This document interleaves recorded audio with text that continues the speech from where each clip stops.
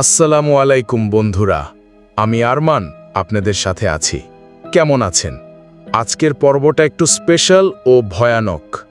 আজকের এই ইমেইলটা পাঠিয়েছে নিশাত, বাসা বগুড়া। তাহলে চলো ইমেইলটা পড়ে শোনাই তোমাদের। ভূত এফএমের শ্রোতাদের জানাই সালাম। আমি নিশাত, থাকি বগুড়াতে। আজ যে ঘটনার কথা শোনাতে যাচ্ছি সেটা ঘটেছিল 2021 সালের এক শীতের রাতে, যেদিন আমি প্রথমবারের মতো ঘরের ভিতরে থাকা এক অদৃশ্য কিছুর মুখোমুখি হয়েছিলাম।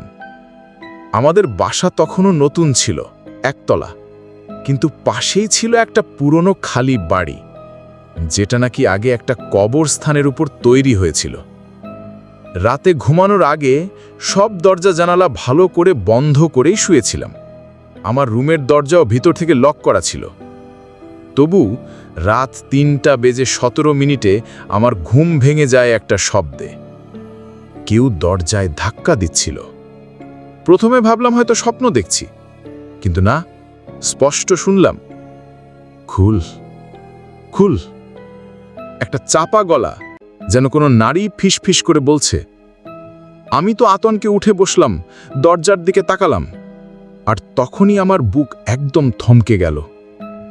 দরজার নিচ দিয়ে দেখা যাচ্ছে কারোর পায়ের ছায়া। আমি তো তোতলাতে থাকলাম, গলা দিয়ে শব্দই বের হচ্ছিল না, কেবল দরজার নিচ দিয়ে সেই পা আর ছায়ার নড়াচড়া। প্রায় 2 মিনিট পরে সব থেমে গেল। আমি হালকা সাহস করে লাইট জ্বালালাম, দরজা খুললাম।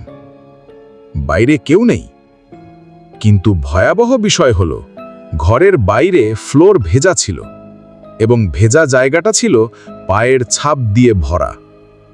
তখন আমি চিৎকার করে মাকে ডাকি। সবাই উঠে আসে।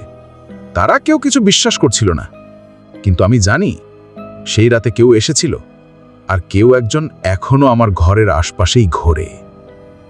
আজও মাঝ রাতে আমার দরজার কাছ দিয়ে হাওয়ার শব্দে ঘুম ভেঙে যায়, আর আমি কেবল তাকিয়ে থাকি দরজার নিচ দিয়ে, ভয়ে জমে যাই। এই ছিল আমার জীবনের সবচেয়ে ভয়ের রাত। যদি তোমার ভালো লেগে থাকে তাহলে ভিডিওটি লাইক, কমেন্ট ও শেয়ার করতে ভুলবে না। আর এমন আরও ভয়ানক গল্প পেতে চ্যানেলটি সাবস্ক্রাইব করে পাশে থাকো।